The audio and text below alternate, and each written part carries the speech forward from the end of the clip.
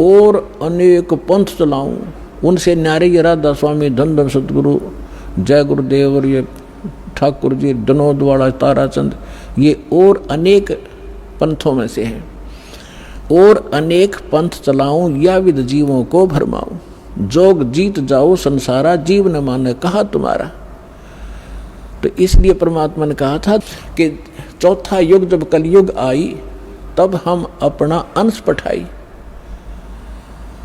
और काल फंद छूटे नरलोई, सकल सृष्टि परवाने खोई। ये तो उन्होंने बता दिया कि 12वें पंथ में मेरी महिमा की वाणी प्रकट होगी।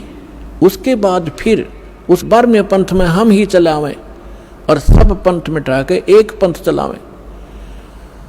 तो परमात्मा ने ये दास भेज दिया पुण्यात्माओं, गरीबदास पंथ में ही दास का से ही निकास हुआ है। फिर क्या बताया है कि कलयुग बीते 5500 पाचा, तब ये मेरा वचन होगा साचा। कलयुग बीत जावे जब एता, और सब जीव परम पुरुष पद चेता। 5505 जब वर्ष बीत जाएंगे उस समय ये मेरी बात सत्य होगी कि मैं 12वें पंथ में स्वयं आऊँगा, सब पंथों को मिटाकर एक पंथ चलाऊँगा। पुण्यात्माओं थोड़े से दिन की बात है, बुद्धिमान समाज है, अभी तक उनके पास ये ज्ञान पहुँचा नहीं है और पहुँचने लग रहा है। परमात्मा तो दयालु हैं, घर घर टीवी लगा दिए, मोबाइल बना दिए, इनमें चिप डलवा लो, सीडी बैठ कर देख लो, पुस्तक पढ़ लो, टीवी देख, कहीं ना कहीं कोई ना कोई तो मार्ग से अपने बच्चों तक ये पहुंचा कर छोड़ेंगे। और जब उनको ये समझ में आएंगे, हाय ऐसे आएंगे दौड़कर और सब एक हो जाएंगे, सबका मोक्ष होगा, सब यहाँ भी सुखी होंगे और सतलोक जाएंगे। जहाज भर भर कर भगवान आपको सतलोक छोड़ का होगा।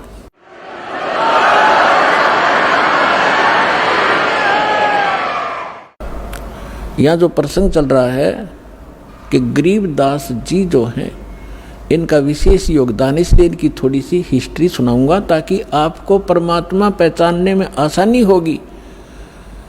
सभी वेद बतावें और सभी परमात्मा प्राप्त संत गुण गावें तो फिर भगवान के पहचानने में आपको धोखा नहीं होगा, देर नहीं लगेगी और दृढ़ हो जाओगे। फिर चाहे कोई ब्रह्मा विष्णु महेश आकर भी आपको भ्रमित करने की चेष्टा करेगा, आप उनकी बात को मान नहीं सकते। दास आपको इतना दृढ़ करना चाहता है। गरीबदास जी की थोड़ी हिस्ट्री सुनाऊंगा, यहाँ उनकी जीवन लीला थोड़ी सी सुनाऊंगा, वह पर्याप्त होगी आपके लिए। गरीबदास जी गांव करौथा, जहाँ अपना आश्रम है, सबसे पहले हमने 1999 में वहीं से स्टार्ट किया था। 2006 में करौथा कांड इन दुष्ट लोगों ने कर दिया था, वो उधर कोई बात नहीं, हम परमात्मा ने हमारा यहाँ सफलता कर दी। हमें तो अपना प्रचार करना है, चाहे कहीं जंगल में बैठ कर गुणगावा भगवान के, बच्चों तक ज्ञान पहुँच जाना चाहिए। तो करौथा गांव के वो मूल निवासी थे उनके पिताजी, और वो ब्याहे थे गांव छुडानी, जिला झज्जर हरियाणा में, और गांव करौथा है जिला रोहतक में। तो यहाँ उनके नाना के छुडानी के अंदर यानी गरीबदास जी की माता का कोई भाई नहीं था, जिस कारण से उनके नाना जी ने उनके पिताजी श्री बलराम जी को, उनका धनखड़ गोत्र है, अपने घर पे छुडानी में घर जमाई बोलते हैं कि अपने जमाई को वहाँ रख लेना, उसको घर जमाई कहते हैं। तो सारी संपत्ति उनको दे दी, अपनी बेटी को यानी उसके दामाद को। उनके लगभग 2500 बीघा, जैसे राजस्थान में बीघा होता है तो 2500 बीघा, पहले बीघा ही था यहाँ पर भी, ये बाद में ये बनी है यहाँ पर एकड़। तो 2500 बीघा जमीन था, इतना बड़ा किसान थे। आज के 1400 के करीब, पौने 1400 के करीब एकड़ जमीन बनती है उन 2500 बीघा की। तो सारी संपत्ति के वारिस फिर गरीबदास जी ही थे।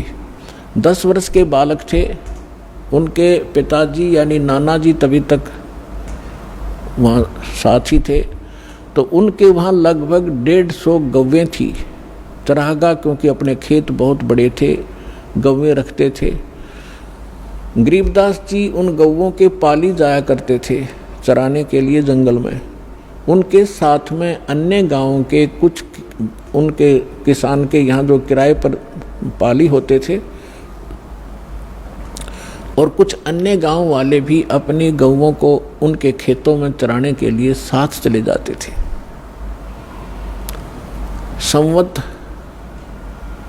1784 यानी सन 1727 और फागुन उतरते की द्वादशी यानी फागुन सुदी द्वादशी को दिन के लगभग 10 बजे सभी गौवें चर रही थी। कोई बैठी हुई थी वृक्षों के नीचे। जांडी उस साइड में जैसे राजस्थान के अंदर जांड होते हैं ना, जांडियाँ, ऐसा ही स्थिति थी उस क्षेत्र की उस समय, जो आज बहुत से क्षेत्र में राजस्थान के अंदर। तो वहाँ जांडी ज़्यादा होती थी। उन जांडियों के पास बैठी थी और एक रास्ता है, गांव कबलाना है, छुड़ानी की सीमा से सटा हुआ। गांव कबलाना से गांव छुड़ानी में कच्चा रास्ता आता था। उस कच्चे रास्ते के ऊपर एक बड़ा पेड़ था जांडी का। उसके नीचे सभी पाली बैठे हुए थे, इंक्लूडिंग गरीबदास जी, और वो भोजन खा रहे थे। अपना 10 बजे से भोजन खा रहे थे। उसी समय परमात्मा सतलोक से आए कबीर देव एक जिंदा महात्मा का वेशभूषा बना के। कलयुग के अंदर वो जिनको मिले हैं जिंदा, जैसे जिंदा महात्मा कैसा होता है, मुसलमानों के अंदर विशेषकर इस वेशभूषा के फकीर पाए जाते हैं। सिर पर काला टोप होता है, ऊंचे से चुंडे का नूं ऐसे खड़ा सा, और एक ही ओवरकोट होता है काले कपड़ों का, काले कलर का ओवरकोट टाइप एक वस्त्र पहनते हैं, और एक अंडरवियर कच्छा घुटनों तक का। ऐसी वेशभूषा वाले को जिद्दा महात्मा कहते हैं। दाढ़ी केस बड़े हुए होते हैं उसके। इस वेशभूषा में परमात्मा थोड़ी सी दूर पर सतलोक से आकर उतरे और उस रास्ते, कच्चे रास्ते जा रहे थे। साथ में पाली बैठे थे, गरीबदास जी भी बैठे थे। उन पालियों में बड़े भी थे, कोई 40 वर्ष का, कोई 30 वर्ष का, कोई 10-15 वर्ष का, कोई 50 वर्ष के वृद्ध भी थे, प्रौढ़ भी थे। तो उस समय एक विशेषता थी, रास्ते चलते थे साधु संत का तो आदर था ही था, आम व्यक्ति को भी विशेष रिगार्ड दिया करते थे और प्रार्थना करते थे, आओ जी भोजन पालो, दूर से चलकर आए हो, पैदल चल रहे, आओ महाराज बैठो भोजन पाओ। खड़ा हो गए एक आध भक्त और हाथ जोड़ दिए। परमात्मा तो आए उसी लिए थे, बैठ गए उनके पास। तब कहा जी भोजन पाओ। परमात्मा ने कहा, कबीर परमेश्वर ने, उस परम अक्षर ब्रह्म ने, कि भाई भोजन मैं खा के आया हूँ अपने गांव से। पालियों ने पूछा आपका गांव कहाँ है महाराज, आपका डेरा कहाँ है? कि मेरा डेरा सतलोक के अंदर है, सतलोक नाम है मेरे डेरे का। अब उन्होंने सोचा भी होगा कोई गांव सतलोक नाम होगा उसका। तो महाराज जी भोजन खाओ। परमात्मा बोले भोजन नहीं खाऊं मैं, छका हुआ भी खा के आया। तो दूध तो पीना ही पड़ेगा आपने, हमारे पास ऐसी गौएं हैं, अभी 5 मिनट में दूध निकाल देंगे, ऐसी शरीफ गायें भी हैं। तो परमात्मा बोले भाई अगर दूध पिलाते हो तो कंवारी गाय का दूध पिया करूं मैं। तो सभी कहने लगे बाबा जी तेरा दूध पीने की नीयत नहीं है, आप तो मजाक करते हो, उपहास कर रहे हो हमारा, आप दूध पीना ही नहीं चाहते। परमात्मा कहते पीना चाहता हूँ, निकालो कंवारी गाय का दूध पीता हूँ भाई मैं। तब गरीबदास जी खड़े हुए, उनकी एक प्रिय बछिया थी जिसको अभी बैल ने टच नहीं किया था, दूध पीना माँ का छोड़ रखा था। लगभग 1-1.5 वर्ष की बछिया हो चुकी थी, 1 वर्ष की, 1.5 वर्ष की। उसकी गले के रस्सी बांध रखी थी, उसको ला पकड़ के और कहा देखो महाराज जी इसके बच्चा तो है ही नहीं, दूध कैसे देगी? परमात्मा बोले कोई एक पात्र लाओ जिसमें दूध निकालेंगे, ये दूध देगी भाई। अब वहाँ एक मिट्टी का बर्तन था, जैसे जल पीने के लिए या लस्सी पीने के लिए ले जाते थे, उसको साफ करके रखा हुआ था। तो उसको कहा कि ये रखा जी पात्र, कहने लगे इसको फिर धो दो एक बार अच्छी तरह। फिर धो दिया साफ करके। इसके नीचे रखो गाय बछिया के नीचे गरीबदास जी 10 वर्ष के बालक पर तगड़े हो जाते थे, पकड़ कर बैठ गए, हंस रहे हैं, देख रहे बाबा जी कैसे दूध निकालेगा। अब परमात्मा ने बछिया के कमर पर थपकी मारी, लंबे लंबे सतन हो गए और दूध की धार बह चली। जब वो पात्र भर गया अपने आप दूध बंद हो गया। गरीबदास जी हैरान कि बाबा जी बड़ा शक्ति वाला है। अगले महाराज जी फिर पी लो, आपने निकाला। कुछ दूध परमात्मा ने पिया। फिर उन पाली उपस्थित थे, बड़े छोटे जितने भी थे, उनसे से कहा कि बेटा बच्चों पी लो, ये दूध यहाँ का नहीं है, मेरे डेरे से आया सतलोक से, अमृत है, ये पी लो। वो पाली जो बड़े वाले थे, समझदार माने थे अपने आप ने, वो कहने लगे हम ना पीवा जादू जंत्र का दूध, और कुंवारी गाय का पाप लग गया हमारा। अर्थ ने झूठा कर दिया कि मेरा तो कौन सी जाति का है। वो तो उठ कर चले गए। कहते हैं सकल पदार्थ है जग माही, कर्म ही नर पावत नाही। गरीबदास जी बोले ला महाराज जी आपका अमृत कद कद मिला मुझे झूठा। पुण्यात्माओं ये है वो पुण्यात्मा जिनके लिए भगवान भटक रहे होते हैं, जो दृढ़ भक्त होते हैं, उनका स्वभाव न्यारा होता है, उनके लक्षण अलग होते हैं। तो तुरंत गट गट जितना पीना था पियर बाकी रख दिया। तो परमात्मा ने उनको ज्ञान समझाया, सारी कहानी सुनाई। तो परमात्मा से कहा बच्चे ने कि भगवान आप ऐसा स्थान बताते हो, क्योंकि वहाँ तो सारा दुख ही दुख होता था, जैसे राजस्थान रेगिस्तान है ऐसे ही वह क्षेत्र था, ना कोई नहर का साधन था उस समय, दुख दुख थे वहाँ पर, कभी सूखा गिर जाता था। तो परमात्मा ने बताया कि मेरा जो डेरा है बेटा, वहाँ पर ऐसे दूध की नदी बहती है, घी के सरोवर हैं, और वहाँ पर काजू किस्मत सेब संतरे सदा बाहर वृक्ष हैं, वहाँ कोई अभाव नहीं है, बहुत सुंदर लोक है।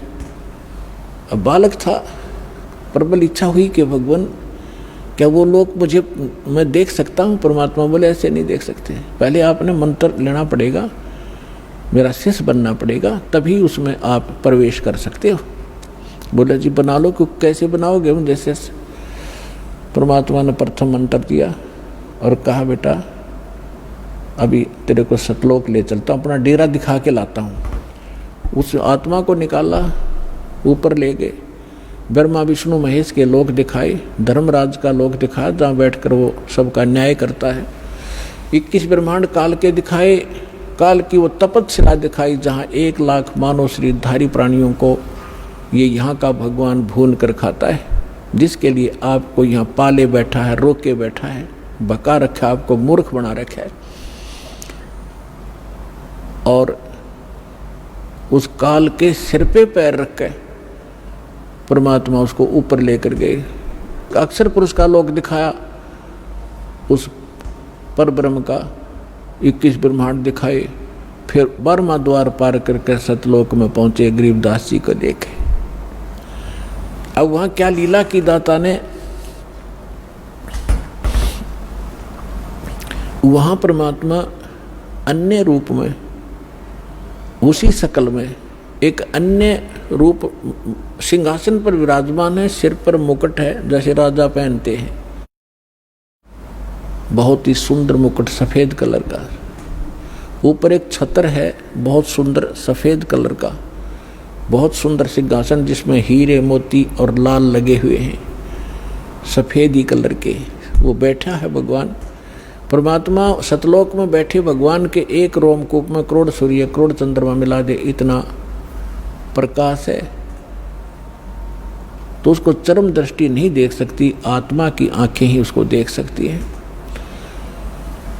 तो गरीबदास जी ने देखा भगवान तो ये है मालिक यो बैठा तख्त पर, और बहुत बड़ा गुम्बद है उसका, जैसे मंदिर नुमा एक बहुत बड़ा गुम्बद है, उसके सेंटर में भगवान विराजमान है। अब नीचे से जो जिंदा महात्मा के रूप में परमेश्वर कबीर जी गए थे उनके साथ, वो वहाँ जाकर चमर उठा के और सिंहासन पर बैठे भगवान पर चवर करने लगे। गरीबदास जी ने सोचा कि भगवान तो ये है, ये बाबा जी इसका कोई नौकर सेवादार, कोई इनका चेला चला होगा। इतना सोच ही रहा था, तभी वो तेजो में शरीर वाले भगवान खड़े हुए, सिंहासन छोड़ दिया और करबद्ध होकर कहा, भगवान ग्रहण करो अपना सिंहासन, आपकी अब्सेंस के में आप मुझे यहाँ बैठा कर गए थे। कबीर साहब उस पर विराजमान हुए और वो तेजो में शरीर उठाकर चवर करने लगा, जैसे शिष्य करते हैं गुरु जी पे, ऐसे। गरीबदास जी ने सोचा, रे यो भगवान और चवर करे इस पे, बाबा जी पे। इतने में क्या हुआ कि वो तेजो में शरीर नीचे से गए जिंदा महात्मा के शरीर में समा गया और चवर अपने आप घूम रहा ऊपर। इस लीला को देखने के बाद परमात्मा ने सारी कथा सुनाई। भाई मैं भगवान हूँ। गरीबदास, मैं काशी में रहा 120 वर्ष, मेरा धाणक कबीर नाम था, मैं धाणक रूप में रहा करता था, जुलाहा का काम करता था। सारी सृष्टि को मैंने ज्ञान देने की चेष्टा की, लेकिन उन नकली लोगों ने अपनी चलने नहीं दी और सभी बच्चे अशिक्षित हैं। गरीबदास जी ने कहा कि भगवान मुझे यहीं रख लो, मैं नहीं जाऊँ उस गंदे लोक में। परमात्मा ने कहा, बेटा जाना पड़ेगा, तेरे भाई बहन हैं, उनको कौन बताएगा मेरी महिमा, मेरा गवाह कौन बनेगा, तो गवाह बन, मैं तेरे साथ रहूँगा, कोई आपत्ति बेटा तेरे प्राण नहीं दूंगा, तू मंत्र करता रह। यानी इस प्रोसेस में, इस सारे घटना चक्कर में काफ़ी समय बीत गया। उधर से जो पाली थे वो तो छोड़कर चले गए थे, उसको काफ़ी दूर चले गए। 2, 3, 4 घंटों के बाद, 5 घंटे के बाद उनने देखा, उनको तब तक ध्यान नहीं आने दिया परमात्मा ने। उन्होंने कहा, वो लड़की का लड़का कहाँ है, उसको उसका नंबर आ गया गाय घेरण का। पाली क्या करते थे, अपना समय टर्न लगाते थे कि 2 घंटे तू पशुओं के साथ खड़ा होगा, हम लेटेंगे वृक्ष के नीचे। तो उसका जब नंबर आया, उसको खोजा, कह रहा वो कहाँ गया। उन्होंने कहा तो बाबा जी के पास बैठा रह गया था, लाओ उसको बुला के। 2 जने बुलाने गए, वो शरीर ऐसे बैठा है आराम से, और वो आवाज़ लगा रहे हैं, अरे गरीबू, गरीबदास नाम था महापुरुष का। गाँवों में गाँव नाम बिगाड़ दिया करें, गरीबू कहा करते, गरीबू कहने लगे, ओ गरीबू आ जा, तेरा नंबर आ गया, गाय घेर ले। निकट से आके कहने लगे, ओ भगत जी खड़ा हो ले। उन्हें सोचा समाधि लाए बैठा हो, और वो बैठा शरीर टिका था उसका, पकड़ के हिलाया, कहते गए भगत जी खड़ा हो। वो गिर गए तो आँखें खुली हुई, सांस नहीं, वो तक एकदम अक्का बक्का रह गए। आवाज़ लगाई दूसरे साथियों को कि गरीबू मर गया, गरीबू मर गया, भागो भागो। उन्होंने कहा, जाओ गांव में बताओ, सारी कथा सुनाना कि एक बाबा जी ने जंतर मंत्र का दूध पिला दिया जिससे मर गया हो। अब गांव में भागे गए। माता पिता का इकलौता पुत्र, वो भी 12 वर्ष शादी के बाद हुआ था, विवाह के उपरांत, और उसकी मृत्यु सुनकर दोनों अचेत हो गए, बेहोश हो गए, चक्कर खा के गिर गए। फिर गांव के अन्य लोग, उनके नाना जी साथ और भी बहुत से, जिसने भी सुना वही चल दिया गांव खेतों की तरफ। वहाँ से बच्चे का शव उठाकर लाए, शाम होगी, चिता पर रख दिया अंतिम संस्कार करने के लिए। तब परमात्मा ने कहा, बेटा जल्दी जा, ना वो खराब कर देंगे तेरे शरीर को। गरीबदास जी को सब कुछ दिखाया, वहाँ से सारा दिखाई देता है। यहाँ पर चाहे चीटी देख ले चालती, वहाँ ऐसी दिव्य दृष्टि मिलती है। गरीबदास जी तुरंत छोड़ दिए, जा बेटा स्पीड से। 1 सेकंड के भी कुछ अंश में आत्मा में प्रवेश कर दिया गरीबदास साहिब जी को। ऐसे जब चिता पर बैठे हुए थे, उनका जैसे बांध कर ले जाते हैं ना, उस अर्थी के ऊपर रस बांध लेते हैं, रस्सा कहीं गिर ना जा रास्ते में, वो नौका ने रखा ही था। इतने में उठ गए और वो बंधन अपने आप टूट गए, खुल गए, और खड़ा होकर 10 वर्ष का बालक देखता है तो वहाँ कहाँ गया, जैसे सरप्राइज सा होता है उसको। उसकी भाषा बदल गई, उसका विचार बदल गए, बुजुर्गों जैसी बातें करने लग गया और ये बानी सुनाने लग गया। अब जिससे भी बात करे ये अमर बाणी बोल कर बात करे। गांव वाले इस वाणी से परिचित नहीं थे और अपने आप बोलते रहते थे, कहीं खड़े होकर के बच्चों में बैठ जाते, बच्चों में यही कहानी सुनाने लग जाते। अलल पंख अनुराग है सुन मंडल रथीर, दास गरीब उधारिया सतगुरु मिले कबीर। तो सारा गांव उसको कहने लगे लड़का पागल हो गया, एंड बैंड बोल रहा है, इसकी भाषा समझ में नहीं आती, पागल हो गया, मेंटल हो गया। उसको पागल कहने लगे, गांव में बावलिया कहते हैं, बौड़ा, उसको बावड़िया कहने लगे। बावड़िया नाम पका दिया उस परम पिता की प्यारी आत्मा का उन तत्व ज्ञानहीन प्राणियों ने। कहते गरीबदास जी को भी बावड़ा बता के कर ले दुनिया सैनी का। अब तो उन्होंने ये संतोष हुआ माता पिता को और गांव वालों को कि भी कोई बात नहीं, पागल तो हो ही गया यो। फिर भी इसकी माता या लड़की अपने इस पागल ने देख के इसके साथ अपना जीवन संतोष कर लेगी या मरे नहींगी इसके वियोग में। शुक्र है भगवान का, जीवित तो हो गया, पागल होया सो हुआ। इस तरह 3 वर्ष बीत गए। एक दादू पंथी, दादू जैसे अभी अपने महात्मा दादू जी का जिक्र किया दास ने कि उनको भी भगवान मिले थे गरीबदास कबीर साहब 7 वर्ष की आयु में, 7 वर्ष के बालक थे तब वो। और उनको भी ऐसे बनी में, जैसे गांव से थोड़ा सा बाहर जंगल होता था, यानी थोड़ा जंगल होता था, उसको बनी बोलते थे। वहाँ बच्चों के साथ खेल रहा था। गरीब परमात्मा जिंदा महात्मा के रूप में आए, उनसे भी ये चर्चा की।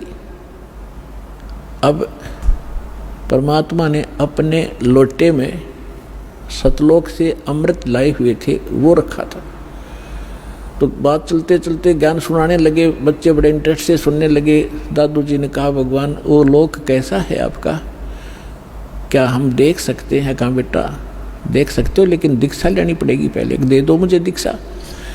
मंत्र सुनाया, फिर उसके बाद एक पेय पदार्थ पिलाना होता, जैसे हम आपको मिश्री और जल पिलाते हैं अमृत। इस तरह भगवान ने क्या किया, वो पान के पत्ते पे पहले तो अमृत स्वयं पिया, जूठा कर दिया, और फिर उसी में से पान के पत्ते पर रख डाल दिया। पान वहाँ आसपास कोई पान का पेड़ खड़ा था, उसके ऊपर ऐसे डाल दिया कि ले बेटा पी ले। सभी अन्य बच्चे बैठे तो उनसे भी कहा कि ले भाई तुम भी ले लो, अमृत है ये। वो तो उठकर भागे कि ना बाबा जी करा कैसा पानी तरह जूठा कर दिया तूने। अब उसने दादू साहब जी ने अगला भगवान आपका जूठा करके मिला, वो पी लिया। पीने के बाद परमात्मा ने कहा कि तुझे दिखाऊं सतलोक जी ले चलो। 3 दिन और 3 रात दादू जी का शरीर अचेत रहा, श्वास खत्म नहीं हुई, लेकिन कोमा में, आजकल कोमा में कह देते हैं उसको। और आत्मा को ले गए परमात्मा ऊपर। जैसे गरीबदास जी के साथ लीला की थी ऐसे ही की। और 3 दिन तक रिश्तेदार इकट्ठे हो गए, ना लड़का मर रहा है ना जी रहा है, हाहाकार मची है। गांव के आसपास के लोग जानकार इकट्ठे हो गए। तीसरे दिन होश में आ गया, खड़ा होकर कहने लगा ओहो कहाँ गए वो भगवान, परमात्मा कहाँ है, पागल से हो गए, न घूमो इधर उधर। तो कबीर साहब कहते हैं राम वियोगी ना जीवे और जीवत बौड़ा हो। भगवान के सुख न देखने के बाद आदमी या तो जीवे नहीं, जीवेगा तो पागल हो जाएगा। तो वह दशा उस महापुरुष की हुई। तो दादू साहब जी बड़े होते गए जो जो, तब उन्होंने उस अमृतवाणी बोली। वह उनके चेलों ने लिखी गरीब दादू साहब जी के ने, और दादू जी के ग्रंथ में ये विद्यमान है वाणी। अब दादू जी क्या बताते हैं, थोड़ी सी महिमा परमात्मा की दादू जी के शब्दों से सुनाते हैं। पुणात्माओं, परमात्मा शब्द कहने तो पाप कटने लग जाते हैं जीव के, लेकिन जो परमात्मा है उसको उद्देश्य बनाकर उसको परमात्मा कहा जाए। अब जैसे हम तहसीलदार को और प्रधानमंत्री कहें जाएं और उसका आगे एप्लीकेशन रखें, प्रधानमंत्री के सत्र का काम और उसका तहसीलदार के आगे रखें, बेसिक प्रधानमंत्री कहें जाओ कति नारी जय अरना वो काम कर सकता। तो प्रधानमंत्री का ही उद्देश्य लेकर उसका आगे अर्जी रखेंगे तब ये काम होगा। अब क्या बताते हैं दादू साहब जी ने कैसे गुण गाए हैं। जो जो शरण कबीर के वो तिर्गे अंत अपारे, दादू गुण के ता कहूँ भाई कहत न आवे वार, कहत न पावे पार। कबीर करता आप है दूजा ना कोई, दादू पूर्ण जगत को भक्ति दृढ़ावत सोए। ठिका पूरा होवे जब सब कोई तजे शरीर, दादू काल पकड़े नहीं जपे जो नाम कबीर। आदमी की आयु घटे तब जम घेरे आए, स्मरण किया कबीर का दादू लिया बचाए। मेट दिए अपराध सब आए मिले छन माही, दादू संग ले गए कबीर चरण की छाई। सेवक देव निज चरण का दादू अपना जान, भृंगी सत कबीर ने कीन्या आप समान। दादू अंतर्गत सदा छिन छिन सुमरण ध्यान, वारू नाम कबीर पर पल पल मेरे प्राण। सुन सुन साख कबीर की यू काल नवावे माथ, धन धन तीनों लोक में दादू जोड़े हाथ। केरी नाम कबीर का विखम काल गजराज, दादू भजन प्रताप से ये भाग्य सुनत आवाज। पल एक नाम कबीर का दादू मन चितलाए, अस्थि के असवार को ये स्वान काल ना खाए। सुमरत नाम कबीर का कटे काल की पीर, दादू दिन दिन ऊंचा होवे फिर परमानंद सुख सीर। दादू नाम कबीर की जय कोई लेवे ओटे, तिनको कभू लागे नहीं ये काल वज्र की चोटे। और संत सब कूपे हैं कित्ते झरीता नीर, दादू अगम अपार है ये दरिया सत कबीर। अब ही तेरी सब मिटे ये जन्म मरण की पीर, श्वास उश्वास सोमर ले दादू नाम कबीर। कोई सरगुण में रीझ रहा कोई निर्गुण ठहरावे, दादू गति कबीर की ही मोह से कही ना जावे। दादू नाम कबीर का सुन के कांपे काले, नाम भरोसे जो चले होए नवा का वाले। जिन मोह को निज नाम दिया सोए सतगुर हमारे, दादू दूसरा कोई नहीं ये कबीर सिरजनहारे। अब क्या बताया दादू जी ने, क्योंकि गरीबदास जी की महिमा चल रही है, थोड़ा सा इसलिए हिंट देना पड़ा, इसका आगे लिंक है इससे। दादू साहब जी क्या कहते हैं कि सुन सुन साख कबीर की, साख माने महिमा, परमात्मा की सामर्थ्य है। सुन सुनने से जैसे परमात्मा की महिमा जहाँ चलती है तो काल भी माथा रगड़े क्यों तो समर्थ है।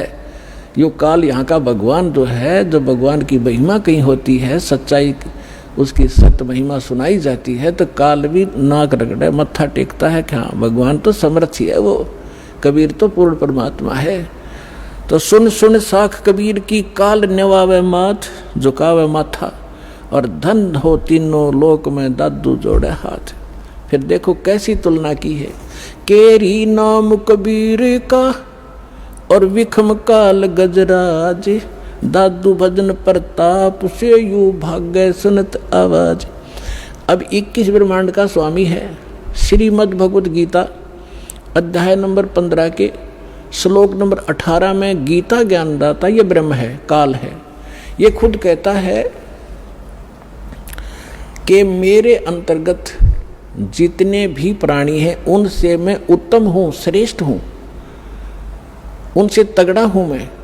इसलिए मैं लोक वेद के आधार से पुरुषोत्तम प्रसिद्ध हो रहा हूँ मैं, क्योंकि जितने भी इसके अंतर्गत प्राणी हैं काल के, ये इन तगड़ा है। ये 1000 कला का, ब्रह्मा विष्णु महेश, ये विष्णु जी 16 कला के, और ये 4 भुजा का, वो 1000 भुजा का। यानी इनमें यहाँ के प्राणियों में ब्रह्मा विष्णु महेश हमसे सबसे तगड़े शक्तिशाली है, इनसे भी वो कई गुना शक्तिशाली है। तो ये कोई छोटी शक्ति नहीं है, कहने का भाव ये है। तो यहाँ दादू जी कहना चाहते हैं कि केरी नाम कबीर का, केरी मन बब्बर शेर, और बब्बर शेर कहीं धाड़ मारता हो और हाथी आसपास घूम रहा हो, हाथी इतना भयभीत हो जाता है, लीद कर देता, वो टट्टी कर देता, एकदम इतना डर जाता है, भाजगन की सोचा कि इधर से जान बचाए मेरी। तो यहाँ कहने का भाव यह है कि हाथी कोई छोटा प्राणी नहीं है, आम प्राणियों से तगड़ा है, लेकिन उस बब्बर शेर के सामने वो भी फेल है, उसके सामने उसकी कोई अस्तित्व नहीं है। तो यहाँ क्या बताना चाहते दादू साहब जी, ये बताना चाहते हैं कि केरी नाम कबीर है, परमात्मा का जो सत्य मंत्र है। और कबीर साहब को ऐसा समझो जैसे बब्बर शेर हो, और ये काल भी छोटा नहीं है, विषम काल गजराज, गजराज माने हाथियों का राजा, हाथियों में भी तगड़ा हाथी समझ लो। लेकिन दादू भजन प्रताप से ये भाग्य सुनत आवाज, नाम का सिमरन सतनाम जो आपको दिया जाएगा, ये राम का नाम है। राम राम कोई मंत्र नहीं है, राम का नाम, यानी जिससे वो राम प्राप्त हो वो नाम, वो 2 अक्षर का है। सतनाम जिसमें एक मंत्र है, एक आपको गुप्त है, वो तत्शब्द वो दिया जाता है। आगे क्या बताते हैं, पल एक नाम कबीर का, जो परमेश्वर कबीर जी ने जो सत साधना बताई है, वो एक पल भी अगर जिसने सत साधना से भक्ति कर रखी हो,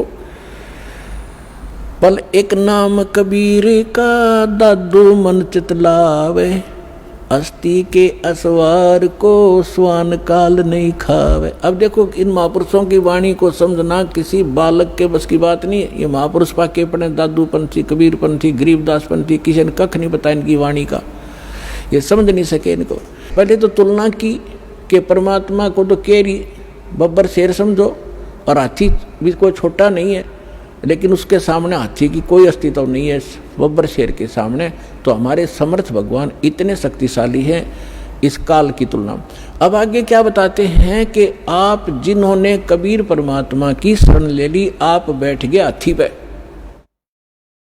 और काल को कह रहे हैं, काल को समझ लो डॉग, कुत्ता। हाथी पर बैठे व्यक्ति को वो स्वान हानि नहीं कर सकता किसी भी कीमत पे। अगर हाथी पर बैठे रहे, रात पर नीचे गिर गए, फिर तो पिंडी पाड़ेगा वो।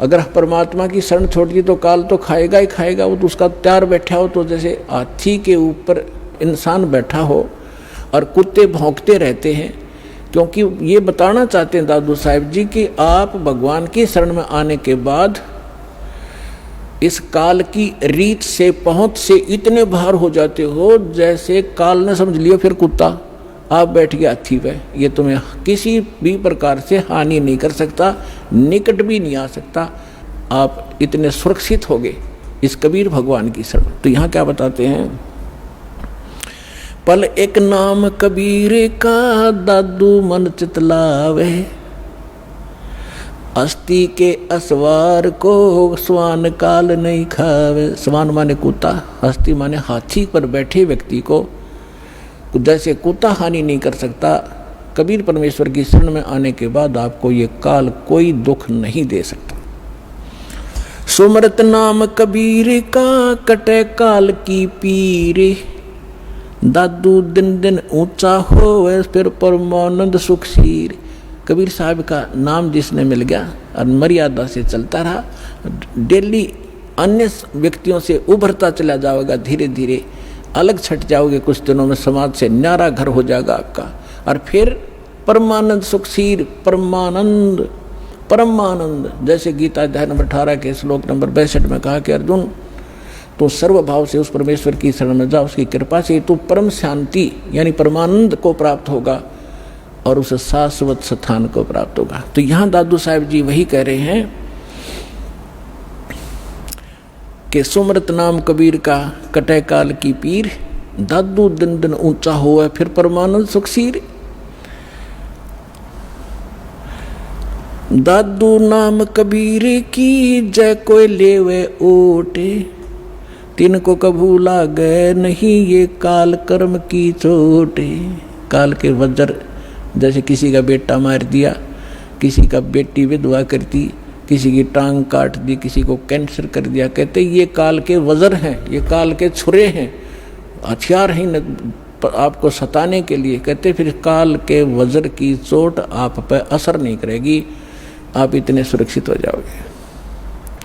और संत सब कूप हैं केते दरिता नीरे, दादू अगम अपार है वो दरिया सत्य कबीर। महापुरुषों की वाणी देखो पुण्यात्मा, गदगद आत्मा हो जाती है। अब उनको ये नकली ये आचार्य शंकराचार्य ये मंडलेश्वर महर्षि न्यू क्या करते होता, अनपढ़ थे, अशिक्षित थे, मूर्खा की भाषा है उनकी ग्रंथों में। इसमें कैसी गजब की तुलना की है कि और संत सब कूप हैं। जैसे दास ने परमात्मा की परिभाषा बताई, तहसीलदार भी साहब है, उसकी जितनी शक्ति है उतना ही मालिक है, डिप्टी कमिश्नर भी साहब है, मंत्री, प्रधानमंत्री, मुख्यमंत्री, ये सारे साहब। तो यहाँ यही तुलना की है कि और संत, जैसे आप सुनते हो कि उस गांव में एक बाबा था, उसने ऐसा कर दिया, एक ने ऐसा कर दिया, छोटे मोटे। कहते ये भी अपनी शक्ति रखते हैं लेकिन वो कंप्लीट नहीं है, उससे सर्व लाभ नहीं हो सकते। आपका तहसीलदार से मित्रता है तो एक रजिस्ट्री करा सकते हो, साल 6 महीने 2 वर्ष 10 वर्ष 50 वर्ष में एक का काम करा पाओगे, उससे बाकी और समर्थ की शरण हो जा तो कितना सारे काम होते चले जाएंगे आपके। इस प्रकार क्या बताते हैं, और संत सब कूप हैं। और संत भी तुम बताते हो कि उसने, जैसे कोई विष्णु का पुजारी है और उसने विष्णु की भक्ति करके कुछ शक्ति संग्रह कर लिया, तो उसमें से बांट सकता है, वो थोड़ा बहुत राह देतेगा, लेकिन दोनों नरक में लास्ट में, चेला भी गुरु भी। तो यहाँ कहते हैं और संत सब कूप हैं। और उस महात्माओं को समझो, वो तो एक कुआं है, कुआं केवल पीने का काम ही कर सकता है, सिंचाई में नहीं कामयाब हो सकता। क्या हो गया कि दो थोड़ा बहुत भी कभी सारा दिन में सींच दिया तो सफिशिएंट नहीं है। और के तेज रीता नीर, यानी कोई झरने से बह रहा थोड़ा मोटा नाला है, वो भी कंप्लीट राहत नहीं दे सकता उस क्षेत्र को। अब यहाँ बताना चाहते हैं दादू साहब जी कि दादू अगम अपार है, वो दरिया सत कबीर, दरिया है नदी जिसके अंदर पानी का कोई था ही नहीं, उसमें कुएं भी बना लो, नाले भी निकाल लो, नहर भी निकाल लो, नहा भी लो, धो भी लो, सिंचाई भी कर लो, फिर भी फालतू पानी रहे। तो ऐसे समर्थता बताई है कबीर भगवान की, परमेश्वर की, आदरणीय दादू साहिब जी ने। और संत सब कूपे हैं केते झरीता नीर, दादू अगम अपार है वो दरिया सत्य कबीर। फिर क्या बताते हैं, अब ही तेरी सब मिटाए जन्म मरण की पीर, श्वास उश्वास सुमर ले दादू नाम कबीर। ये कबीर नहीं सुमरना, वो सतनाम है जो आपको दिया जाता है, फिर सार नाम दिया जाएगा। इसका श्वास उस जो कबीर जी का जो मंत्र है वो सिमरण करना है। श्वास उश्वास से सुमर ले दादू नाम कबीर। दादू नाम कबीर का सुन के कापे काले, नाम भरोसे नर चले हुए नवा का बाड़। कबीर साहब का जो मंत्र है इसका सिमरण करते रहना, यो काल आपका कुछ नहीं बिगाड़ पाएगा। जिन मोह को निज नाम दिया सोए सतगुरु हमारे, दादू दूसरा कोई नहीं ये कबीर सिरजनहारे। तो अब जो दास साहब को गरीबदास साहिब जी की कथा सुनाना चाहता था, अब जैसे गरीबदास जी की कथा सुना रहा है, इसको आगे बढ़ाते हैं। अब इसको जैसे नानक साहिब जी को परमात्मा मिले थे जिंदा महात्मा के रूप में, सचखंड से आए थे। नानक साहिब जी सुल्तानपुर नाम का एक नगर है, शहर है, उसमें एक राजा था, नवाब था, उसके यहाँ नौकरी करते थे खजाने में। और वो प्रतिदिन नदी पर स्नान करने जाया करते थे, एक साथ में नदी बहती थी। बेई नदी बोलते, बेई, उसमें स्नान करने जाया करते थे। वहाँ परमात्मा आए थे जिंदा महात्मा के रूप में। उनको बहुत सी ज्ञान चर्चा गोष्ठी हुई। पहले नानक जी ने अपना ज्ञान बताया, फिर परमात्मा ने बताया। नानक साहब जी ने कहा भी मैं आँखों देखूं तब बाबा जी तेरी गल मानूं। परमात्मा बोले ठीक है। अब नानक साहब जी ने कहा कि मैं इस दरिया में छुपूंगा, मुझे खोजना। तो उन्होंने डुबकी लगाई, गेले परमात्मा ने लगा दी। उनके शरीर को अंतर्ध्यान करके अब स्ट्रीम में ले गए जिधर से जल आ रहा था। वह उपस्थित लोगों ने देखा कि नानक जी मर गए, डूब गए। डुबकी लगाई थी, बाहर नहीं आए। और वो शरीर रख दिया अब स्ट्रीम में जिधर से जल आ रहा था। उधर कोई भी ध्यान नहीं जा किसी का। 2-3 किलोमीटर जाकर शरीर सुरक्षित रखा एक स्थान पर। आत्मा को सचखंड ले गए। फिर सारा कुछ बताया कि मैं काशी में रहता हूँ बच्चा, वहाँ आ जाना, सतनाम दूंगा तेरे को। तो नानक जी तीसरे दिन वापस आए थे, दरिया के किनारे घूमते नजर आए। फिर पहली उदासी उन्होंने बनारस की थी कि खोजूं तो जाकर देखूं वहाँ भगवान अर्धानक रूप में कैसे हो सकता है, कुछ जच्चे कुछ ना जच्चे। जब सामने जाकर देखा वो है जो सकल जिंदा महात्मा वाली ये बैठा भगवान दानक रूप में, जलाए रूप में। भाई सूरत मुल्क की वेश ए ठगवाड़ा ठगी देश खरा सियाणा बहुता बार, ये धानक रूप रहा करता। अब हम गरीबदास जी की कथा सुनाते हैं। तो क्या हुआ, 3 वर्ष के बाद बच्चे को कोई कहे इसका सब झाड़े फूक लो आए, पता नहीं कहाँ कहाँ ले गए, वैद्यों को दिखाया, सब ने कोई भूत प्रेत का साया बताया, सब फेल हो लिया। आखिर में थक लिए। 3 साल में कुछ असर नहीं हुआ। एक दिन कोई दादू पंथी, एक गोपाल दास नाम का लाला जी था, और वो घर त्याग कर सन्यासी हो गया था, बाल बच्चों को अपना जिम्मेदारी सौंप के, और लाल कपड़े पहने हुए थे। दादू पंथ से दीक्षित था। वो किसी भगत के यहाँ आया करता था, उसका चेला था छुडानी में। जब वो आया 2-3 वर्ष के बाद, ऐसे कई वर्ष में चक्कर लगाता था, तो उस भगत ने, उस गांव वाले ने कहा कि महाराज जी हमारे एक लड़की का लड़का ऐसे ऐसे एक संत ने कुंवारी गाय का दूध पियाया था, वो जंतर मंतर का, और उसके जंतर मंतर कर दिया तो मृत्यु को प्राप्त हो गया था। सुन ली भगवान ने, उसके सांस शेष थे, बच गया। अब वो पागल हो गया। और कहा जाता है कि संत की विद्या को संत ही काट सकता है। अगर आप कुछ दया करो तो बच्चे को बुलाऊं। दादू पंथी गोपाल दास जी ने कहा कि बुला, ये झाड़ फूक करना थोड़ी बहुत ये सीख लेते हैं रोटी खाने के लिए, जितने भी ये संत बने, तो बुला, मैं अभी कर दूंगा ठीक। अब उसने जाकर के उस चौधरी साहब को कहा, उनके नाना जी को, शिवलाल नाम था उसका, शिवलाल, के शिवलाल जी हमारे पास एक महात्मा आते हैं, बड़े पहुँचे हुए हैं, और वो कहते हैं बच्चे को दिखा दो, मैं ठीक कर दूंगा। 5-7 और बूढ़े बुजुर्ग उसके साथ। गरीबदास 13 वर्ष के बालक को लाकर खड़ा कर दिया। जब दादू पंथी उस गोपाल दास ने पूछा, बेटा कौन था वो, तेरा जीवन नाश कर दिया, तेरे को बर्बाद कर दिया? तो गरीबदास जी कहने लगे, उसने बर्बाद नहीं, मुझे आबाद कर दिया। अलल पंख अनुराग है सुन मंडल थीरे, दास गरीब उधार दिया मोय सतगुरु मिले कबीर। हम सुल्तानी नानक तारे, दादू को उपदेश दिया, जात जुलाहा भेद न पाया, वो काशी माहे कबीर हुआ। जब ये वाणी दादू उस परमेश्वर के प्यारी आत्मा गरीबदास जी ने बोली, उस 62 साल का महात्मा था, 62-65 साल का दादू पंथी गोपाल दास।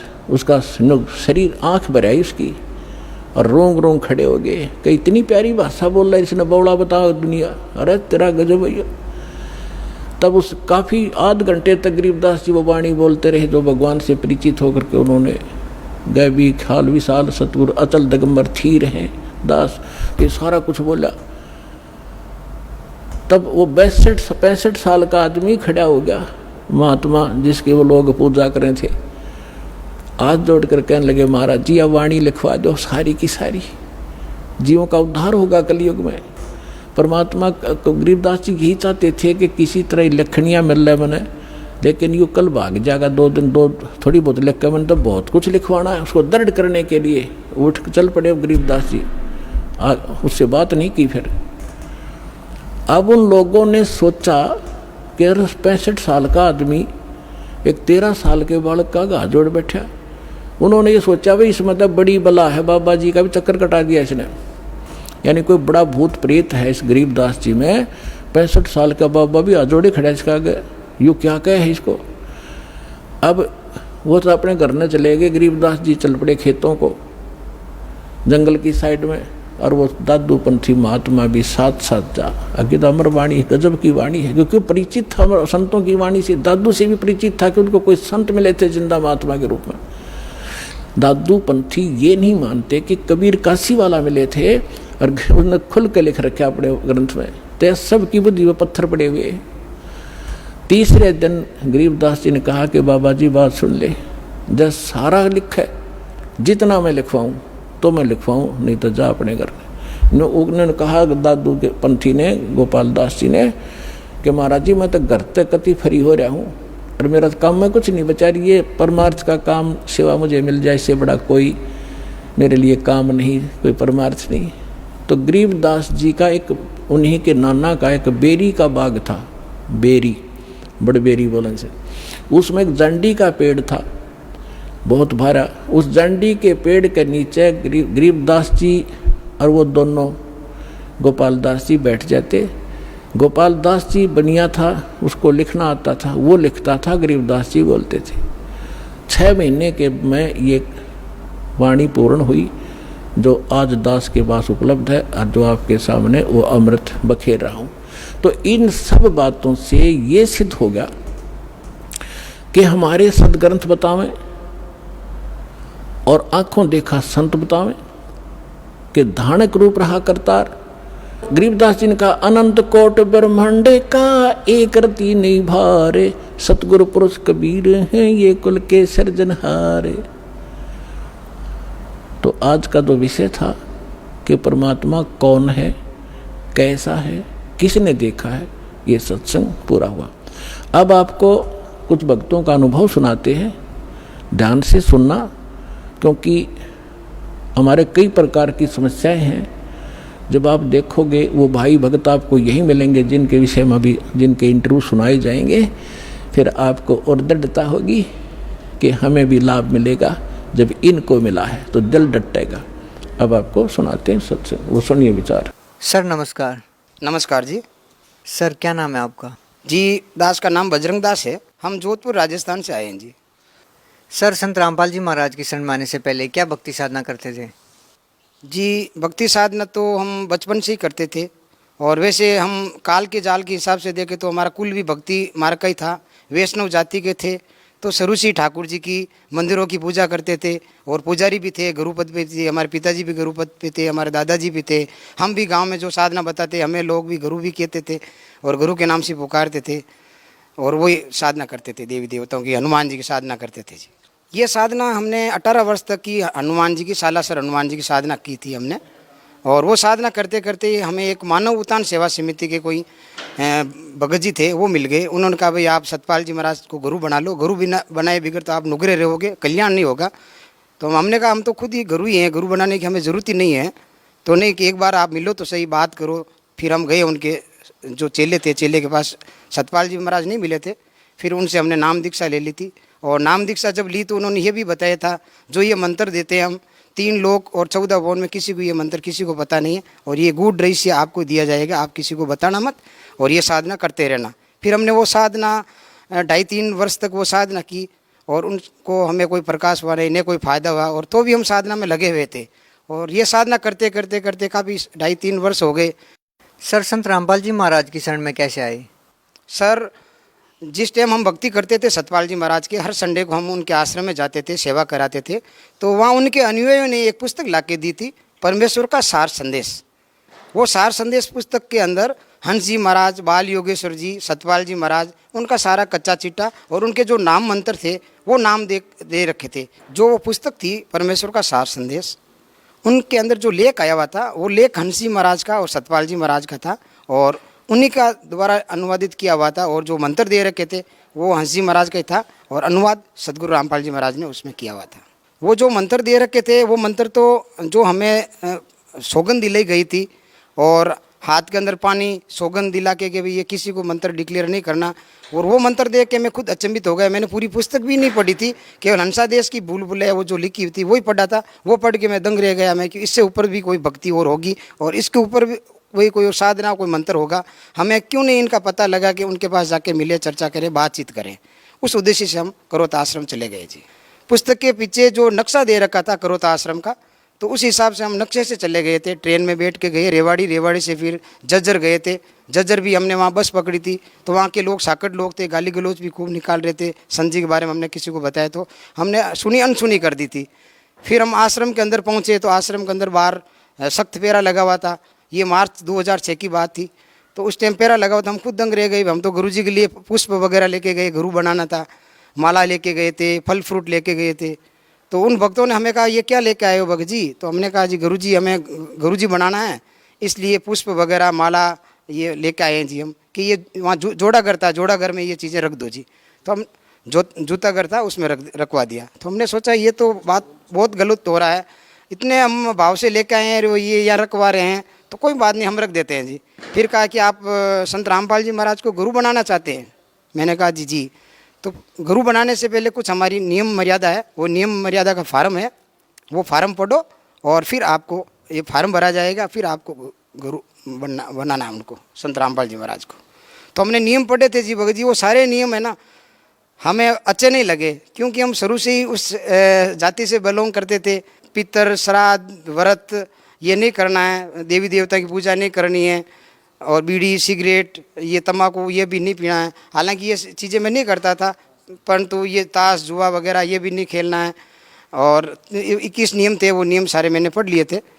नियम पढ़ के फिर भी हमने सोचा भाई ये हमें तो गुरुजी से के दर्शन तो करने, इतनी दूर से आ गए, ये नियम तो हम नहीं निभा पाएंगे, परंतु एक बार फार्म भर लेते हैं और गुरुजी के दर्शन कर लेते हैं, उसके बाद में बाहर आएंगे देखी जाएगी, जो होगा मालिक करेंगे। फिर हमने वो फार्म भरवा दिया जी नियम के पढ़ के, और हम अंदर चले गए जी गुरुजी से नाम दीक्षा लेने के लिए। जो हम अंदर गए थे तो वहाँ भीड़ कमी थी, ज़्यादा संगत नहीं थी। बीच के दिनों में गए हुए थे तो लाइन में लगे हुए थे, हम 10-12 भगत लाइन में थे। तो हम जो अंदर गए थे, मेरा नंबर आया था। उस टाइम गुरुजी सदगुरु रामपाल जी महाराज थे ना, वो सामने बैठे थे टीवी के सामने, और टीवी से ही नाम उपदेश दिलाते थे। सामने वो कैमरा लगा हुआ था। तो मैं जो गुरुजी को प्रणाम किया, हमें सत्साहिब करना आता था, नहीं प्रणाम करना आता था, तो हमने यूँ झुक के प्रणाम किया। गुरुजी ने कहा बेटा आ गया? जी गुरुजी। नाम लेना है? जी गुरुजी। फिर गुरुजी ने वो मेरे को नाम दे दिया। नाम देकर गुरुजी ने कहा जाओ बाहर भंडारा कर लो, स्नान कर लो, दूर से आए हो। तो भगत जी जो ही मेरे को नाम दीक्षा दी गई, जो ही सर मेरे को नाम दीक्षा दी गई, तो मैं खुद अचंभित हो गया। मैं यहाँ कुछ शक्ति तो है, एकदम शरीर बिल्कुल हल्का फुल्का हो गया। और इतनी दूर से मैं 600 किलोमीटर के रूट से गया था, थका हुआ था, वो थकान भी सारी दूर हो गई। स्नान वगैरह कुछ नहीं किया, नाम लेते ही मैं एकदम हल्का महसूस करने लग गया। सर, संत रामपाल जी महाराज से नाम दीक्षा लेने के बाद क्या अनुभव है आपको? सर जी अनुभव की तो मैं क्या बताऊँ, सुबह से लेके शाम, शाम को लेके सुबह हो जावे, इतने मेरे साथ अनुभव हुए, इतने सारे चमत्कार हुआ, इतना आत्म शांति हुई है मेरे परिवार में, मुझ में, जिसकी कोई सीमा नहीं है जी। वैसे तो हमने नाम दीक्षा 2006 में ली, उसके बाद में हमारे साथ में चमत्कार होने लग गए जी। हम एकदम इतने निर्धन थे जी। हमने जो भक्ति की थी वो भक्ति निर्धनता के हिसाब से नहीं की थी। हमने तो ये सोचा जी भक्ति करना है, गुरु बनाना है और मोक्ष पाना है, इस हिसाब से भक्ति की। वैसे कोई चीज़ की कमी नहीं रहती, दाल रोटी आराम से परमात्मा के दया से मिल रही थी। कोई पिछले संस्कार होंगे परमात्मा से जुड़ने के लिए, तो हमारे रोज़ चमत्कार होते थे। प्लॉट भी ले लिया, मकान भी बना लिया, अच्छा धंधा बिजनेस भी दिनों दिन बढ़ने लग गया। और अचानक घर में विरोध भी होने लगा है। हमारे पिताजी थे वो एक पुजारी थे और घर में साधना नहीं करने दे रहे थे वो, तो भी हम संघर्ष करके साधना कर रहे थे। और 2006 में इन आर्य समाजियों ने और झगड़ा करवा के परमात्मा के ऊपर ब्लेम लगा दिया था, केस करवा दिया था। तो परमात्मा 21 महीने बाहर रह गए थे जेल के अंदर, और हम बाहर रह गए थे। 21 महीने तक हमने इन लोगों से संघर्ष भी किया था। हमें कुछ नॉलेज भी नहीं था, हमने गुरुजी की सत्संग भी नहीं सुनी थी, हमें कुछ नियम का भी पता नहीं था। हम तो ऐसे ही नाम लेके आ गए। जो ही लीला हुई थी, करोता आश्रम वाली घटना हुई, तो हम एक तरह का अनाथ हो गए। कहवे तो किसको कहवे, सारे जगह हमारी बुराई होने लग गई, गुरुजी की बुराई होने लग गई कि तुम कहाँ चले गए, कहाँ फंस गए, तुम्हारे गुरुजी तो यूँ हैं। पर परमात्मा के दया से हम विचलित नहीं हुए जी। और हम साधना जैसी भी थी करते रहे। फिर धीरे धीरे पता चला जी भाई गुरु जी की ये बात है, आप तारीखों पे जाओ। फिर तारीखों पे जाते थे, हर तारीख पे गुरु जी के दर्शन करते थे। पुलिस वालों के डंडे भी खाते थे। मालिक की दया से हमारी वो कमाई भी बन गई थी उस टाइम। धीरे धीरे भक्ति बढ़ गई और 2008 के अंदर परमात्मा जी बाहर आए थे और बरवाला आश्रम आ गए थे। हम गए थे, दर्शन दर्शन करके आ गए। और पिताजी हमारे बहुत विरोध करते थे, भाई लोग भी विरोध करते थे, पूरा परिवार ही विरोध थे। क्यों, पुजारी परिवार के से थे तो शुरू से विरोध तो होना ही था इस चीज़ का। तो हमारे को यहाँ तक नौबत आ गई कि तुम घर से बाहर निकल जाओ, इस घर में रह ही नहीं सकते हो। हमारे घर के अंदर बहुत सारी देवी देवताओं की पूजा थी, एक अलग मंदिर बना हुआ था। वो मंदिर भी हमने काफ़ी हद तक संघर्ष किया, भाई इसको हटा दो, वो हटाते नहीं थे। फिर हमने सदगुरु रामपाल जी महाराज की एक अलग स्टोर के रूम के अंदर तस्वीर लगा दी। तो 10 दिन तक तो वो भगत जी वो तस्वीर रही सर जी। फिर वो तस्वीर हटा दी गई कि भाई ये तस्वीर नहीं रहेगी, या नित्य नेम संध्या आरती रेमणी भी नहीं होगी। तुम्हें करना तो तुम अलग मकान ले लो या अलग तुम्हारा रूम ले लो, या कोई साधना नहीं होगी। यहाँ तो ठाकुर जी की और हनुमान जी की पूजा होगी इस घर के अंदर। फिर धीरे धीरे सर जी हमने जैसे भी टूटी फूटी कैसेटें लेके आ गए। मोबाइल वगैरह उस टाइम था नहीं, भक्ति बोध से हम सारी साधना करते थे। एक दिन यूँ हुआ था, हमारे भगतमती जी उनके भी बहुत अच्छे भाव थे, वो कभी विरोध नहीं करती थी भक्ति मार्ग का। वो भी कह रही थी हमें भी ज्ञान दिलवा दो, हम भी भक्ति कर लेंगे। फिर हम भगतमती को और मेरे 2 बच्चे थे उनको भी लेके गया था, उनको नाम दिलवा दिया। और नाम लेते ही फिर हमारे पिताजी को संघर्ष नहीं करते थे। घर के अंदर बहू अगर भक्ति करती हो ना तो बड़े परिवार वाले कुछ नहीं बोलते हैं, जेठ है, देवर है, ससुर है, कुछ नहीं बोलते हैं। वो भक्ति करती रहती थी, पूरे दिन सत्संग लगाए रहती थी। 1-2 बार कहा था अपन तो भगतमती नहीं मानती थी, पूरे दिन कैसेट चलती थी। फिर हमारे माता जी ने कहा भाई आप एक बार जाके देखो तो सही, हरियाणा राज्य एक तरह का मतलब पहलवानों का है, छोटे बच्चों को लेके जाते हैं, वहाँ विरोध होता होगा। ये कहाँ कहाँ बच्चों को लेके घूमता है, अकेले जाता है तो कोई बात नहीं, अपने बीवी बच्चों को साथ में लेके जाता है। आपका फ़र्ज़ बनता है एक बार जाके देखो। और उसके बाद में सर जी ये हुआ था, हमारे पिताजी थे ना वो रामायण महाभारत का गाँव के अंदर पाठ करते थे। तो हमने यूँ बैठे बैठे चर्चा का विषय बनाया एक दिन। पिताजी को कहा था कि आप रामायण पढ़ते हो? कि रामायण तो पढ़ता हूँ रोज़ में, मुझे तो कंठस्थ याद है रामायण। तो हमने कहा जी फिर दशरथ के कितने पुत्र थे और कितनी पुत्रियाँ थी? तो हंसने लगे कि पुत्र तो उसके पता ही है, पुत्री तो है ही नहीं उनके। मैंने कहा उनके पुत्री भी है और पुत्री का नाम शांता है। तो हमने तो ये कभी जिक्र सुना ही नहीं, न कभी जिक्र देखा हमने रामायण के अंदर। अगर तुम बता दे तो मैं मान लूँगा। फिर हमारे घर पे रामायण थी, किसी भगत जी को पूछा, प्रश्न किया कितने अध्याय पे है भाई, वो शांता नाम लिखा हुआ, सत्संग में सुना था परंतु अध्याय नंबर मुझे याद नहीं था। फिर अध्याय पूछ के उनमें जिक्र आया था श्रृंग ऋषि का, शांता का सारा। तो पिताजी हतप्रत रह गए। मैंने कहा अब तो आपको नाम लेना पड़ेगा। फिर बोले नहीं, कुछ नहीं बोले। फिर महीने 2 महीने में मालिक की ऐसी रजा हुई और वो हमारे साथ में चल पड़े। वो इसीलिए चल पड़े कि एक बार देख आ जाता हूँ कौन सी जगह पे जाता है, कैसे गुरुजी इनके बच्चे सेफ्टी से रहते हैं या नहीं रहते। वहाँ 3-3 दिन से ये आता है। और मैंने भी नहीं कहा भाई आप नाम लो नहीं लो, क्योंकि विरोधी थे एकदम हांडी पाके हुए थे, वो नाम नहीं लेते थे। मुझे भी पता था वो परमात्मा कोई रजा हो तो हो जाए। फिर दोपहर का टाइम थे, बरवाला आश्रम दौलतपुर आश्रम हम गए थे और जाके बैठ गए हम। तो हमारी सेवा करने लगे। पिताजी लौट गए थे सत्संग होने से पहले। पिताजी ने सत्संग सुन के, और परमात्मा ने सत्संग भी पिताजी के ऊपर दे रखी थी, क्या पता मालिक की कोई रेंज, विशेष रेंज थी पिताजी के ऊपर। जो सत्संग पूरा हुआ पिताजी गए थे नामदान लेने के, अकेले चले गए थे। नामदान लेके वापस आके बिस्तर पे लेट गए। तो मैंने कहा पिताजी आपके सर पे चोटी थी, वो चोटी कहाँ गई? पिताजी हंसने लग गए कि मैंने भी नाम ले लिया है। किसने कहा आपको नाम लेने के लिए? कि नहीं वो सत्संग थी ना, सत्संग के अंदर जो गुरुजी सदगुरु रामपाल जी महाराज है ना, पूरे के पूरे प्रमाण दे रखे थे। और मैंने सोचा ये मौका हाथ से नहीं छूट जाए और मैंने नाम ले लिया जी। पिताजी नाम ले लिया। उसके बाद हम घर आ गए और घर आते ही जो पूजा घर बना हुआ था, हमारे 33 करोड़ देव देवता का पूजा घर था, घर के अंदर पूरा रूम बना हुआ था। वो पूरा रूम हमने पिताजी को कह दिया पिताजी अब क्या बाकी रह गया है, सदगुरु मिल गए, भगवान मिल गए, अब तो ये साधना छोड़नी पड़ेगी अपने को, दोनों तरफ के न रहेंगे हम, एक ही साधना करनी है अपने को। तो पिताजी ने कहा तो ठीक है। माताजी ने विरोध किया बहुत ज़्यादा कि आप दोनों, पिताजी को क्या खिला पिला दिया, पिताजी का भी दिमाग ख़राब कर दिया, तुम्हारा तो हुआ और हमारे घर के अंदर इतने वर्षों से पूजा करते हैं अपन, ये तस्वीरें बाहर नहीं गिरा सकते हैं। तो मैंने पिताजी को, देख लो पिताजी साधना तो एक तरफ की करनी पड़ेगी यार, आप तो खुद ज्ञानी हो, पता है आपको। तो पिताजी ने कहा ठीक है कर दे फिर, तू तेरे जैसे आवे समझ में। तो सर जी हमने कम से कम एक लोडिंग टैक्सी होती है वो भर के पूरा, हमारे एक नदी है कायलाना झील, वहाँ जाके हमने उसको विसर्जन कर दिया देवी देवताओं सारों को, और करके साधना करने लगे। माताजी विरोध करने लगे कि भाई तुम तो एक हो गई, अब मैं किसकी भक्ति करूँगी, मेरे तो 4 भुजा ना थे, हनुमान जी थे, इनकी साधना करती हूँ मैं। तो मैंने कहा आप भी देखो, चलो एक बार देख के तो, आप वहाँ खाना पीना कुछ मत करना, आप देख लो एक बार। तो माता जी भी चल पड़े, परमात्मा को विशेष रजा हो गई। और दौलतपुर रोड आश्रम के अंदर जी हम पहुँचे थे, गुरुजी मिले ही चल रही थी, गुरुजी दर्शन दे रहे थे। और जो ही गुरुजी ने माता जी को देखा और माता जी ने गुरुजी को देखा तो गुरुजी हंसे, हंस के, और माता जी रो रहे हैं, मतलब गेट के अंदर घुसते ही माता जी रो रहे हैं, हे बंदी छोड़, हे परमात्मा, आप तो भगवान हो, साक्षात भगवान हो, मैं पीछे रह गई, मालिक दया कर दो मेरे ऊपर। और परमात्मा ने हंस के उनको आशीर्वाद दिया और माता जी ने भी नाम उपदेश ले लिया।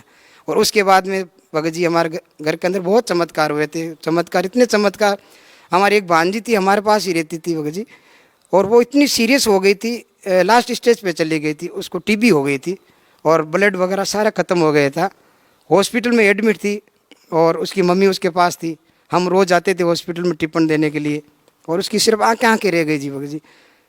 तो हमने कहा भाई बच्ची क्या करें, अब तेरा तो एंड वैसे भी आया, डॉक्टर ने भी जवाब दे दिया। तो वो भक्ति भी सुनती थी। तो रात को सदगुरु रामपाल जी महाराज हॉस्पिटल में आए थे उस बच्ची के पास, आके आशीर्वाद दिया कि बेटा तू मेरे पास आजा, बच जाएगी, यहाँ तुझे डॉक्टर मार देंगे। तो बच्ची को पूरी रात नींद नहीं आई। मम्मी को कह रही है, मम्मी वो मामोसा के जो गुरुजी है ना सदगुरु रामपाल जी महाराज, वो आए थे और मुझे वो कह रहे हैं कि यहाँ तू मर जाएगी, मेरे पास आ जा, मैं तो वहाँ मामोसा के पास जाऊँगी और ये डॉक्टर मुझे मार देंगे, मम्मी मुझे यहाँ से बचा लो। अब मम्मी उसकी रोने लग गई, वो भी रो रही है। सुबह मैं टिफिन लेके गया सर जी, तो देखता हूँ दोनों माँ बेटी रो रही है। मैंने क्या हुआ, कि इसको पूछ तेरी भांजी को ये क्या कह रही है। तो भांजी कभी मेरे से बोलती नहीं है, शंका रखती थी मेरे से। तो उसने कहा मामा जी वो गुरुजी आए थे और मुझे वहाँ ले लो और मैं वहाँ बच जाऊँगी, नहीं तो यहाँ मर जाऊँगी। फिर मैं भी रोने लग गया, मैं इस हालत में कैसे लेके जाऊँगा, इस स्ट्रक्चर पर कैसे लेके, तू बैठ कैसे पाएगी, 700 किलोमीटर की रनिंग है। तो नहीं मैं बैठ जाऊँगी, नींद भी नहीं लूँगी आपको, तो मैं चल पड़ूँगी। फिर मालिक की दया से गाड़ी किराए की और गाड़ी में बिठा के उसको लेके गए थे हम। वो सर जी वो पूरी रात बेटी बेटी, हम सारे सो रहे थे परंतु उसकी आंख में नींद नहीं आ रही थी, सत्संग सुन रही थी, बेटी बेटी 12 घंटे निकाल लिए उसने। और सुबह जाते ही उसने नाम उपदेश ले लिया, बैठ के नाम उपदेश लिया।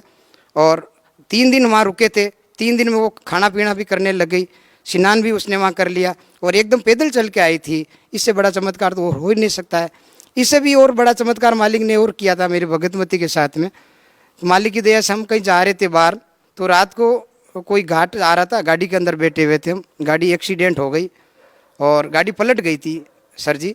और उस एक्सीडेंट के अंदर हम करीब 3-4 फैमिली थी, हमारी भगतमती की सबसे ज़्यादा लगी थी और 17-18 टैंक आए थे, सर पूरा फट गया था। और रात का 2:30-3 बजे का टाइम, फिर हॉस्पिटल लेके गए थे हम, तो डॉक्टर ने भी रेफ़र कर दिया, जालोर गए थे हम, जालोर में, जोधपुर से 300 किलोमीटर दूर है वो। तो डॉक्टर ने कहा भाई इसको जल्दी से जल्दी पालनपुर ले जाओ या जोधपुर ले जाओ, और सीरियस केस है, आप बचा सको तो बचा लो।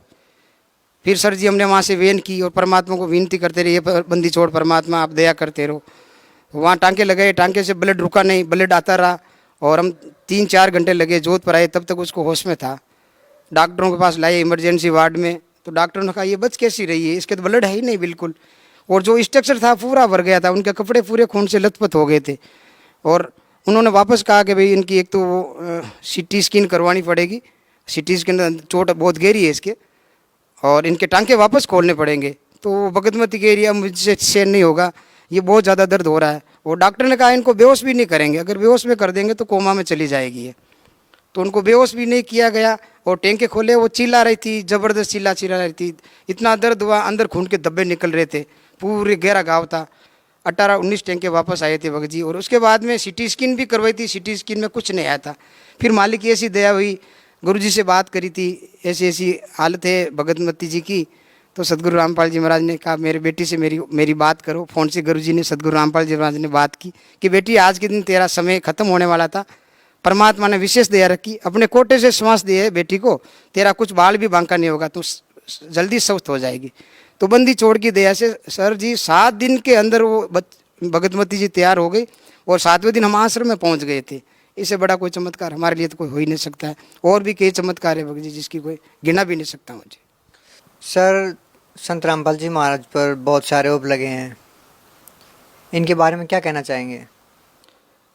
संत रामपाल जी महाराज के ऊपर कोई आरोप नहीं लगे और संत रामपाल जी महाराज को आज मीडिया वालों ने जो हाईलाइट किया है, उनसे संत रामपाल जी महाराज का बहुत ज़्यादा प्रचार और बढ़ गया है। जगह जगह नामदान सेंटर खुल गई है, सेवा खुल गई है। भक्तों के पास परमात्मा ने इतना ज्ञान छोड़ रखा है कि वो सारे भगत अपने विवेक से काम लेते हैं और परमात्मा का प्रचार भी दिन रात बढ़ गया है। पूरे विश्व में प्रचार हो रहा है।